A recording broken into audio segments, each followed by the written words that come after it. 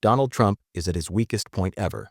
36% approval rating, his MAGA base in open rebellion, and Republicans defying him for the first time. What broke him? The Epstein files. The deadline passed. Instead of transparency, we got redactions and a million newly discovered documents. But here's the twist. Even Bill Clinton, who looks terrible in these files, is demanding Trump release everything. This cover-up is collapsing in real time. December 19th was supposed to be historic. That's when the Epstein Files Transparency Act, a law Trump signed, required the DOJ to release every document related to Jeffrey Epstein's crimes involving 1,200 victims. The law was explicit. No redactions based on embarrassment or political sensitivity. Full transparency. What happened instead? Massive redactions. Blacked out names. And suddenly, the DOJ discovered 1 million additional documents. 700,000 documents became 1.7 million overnight. But here's where Trump's strategy imploded. Bill Clinton, featured heavily in the first batch with damning photos, released a statement demanding Trump release everything without redaction. That move eliminated Trump's only defense: partisan tribalism. Trump built his brand on exposing elite pedophile rings. Kash Patel, Dan Bongino, Pam Bondi, J.D. Vance all promised to reveal the powerful individuals who conspired with Epstein. The person covering it up? The guy they work for. And MAGA noticed.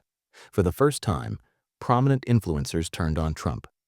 You're covering up a child sex trafficking ring because you're implicated in it. There are layers of evil here: sex crimes, murder, conspiracy. Another said, lying to Americans is not America first. We're starting to see right through it. This wasn't the left talking. This was Trump's own base drawing a line. Congressman Ro Khanna, author of the Epstein Transparency Act, dropped a bombshell. We're drafting articles of impeachment against Pam Bondi and Todd Blanche right now. They violated federal law to protect rich and powerful people connected to the president. Here's the crisis. The Department of Justice, responsible for enforcing laws, is violating the law. The DOJ invented a new standard claiming they must redact politically exposed individuals, directly contradicting the statute. 3 federal judges ruled Congress's law overrides DOJ protocols. The DOJ ignored them. What's being hidden? The draft indictment showing who else prosecutors wanted to charge, the prosecution memo explaining why justice was never served, grand jury transcripts, computer files, names of government officials and business leaders. Remember? 1,200 victims don't come from one person. This was a network, and those men are being protected right now. On Christmas night, Trump posted attacking sleazebags at Epstein's parties, despite being on video at those exact parties himself. The next day, the Dems are the ones who worked with Epstein, not the Republicans. Release all of their names and get back to helping our country. Trump is demanding the DOJ stop investigating Republicans. He's calling survivor justice a hoax. But here's what he doesn't understand. Nobody on the left protects Bill Clinton. If Clinton committed crimes, prosecute him. Same with any politician, any party. We don't sacrifice values to protect people with the right letter next to their name. That's the difference between principles and a cult of personality.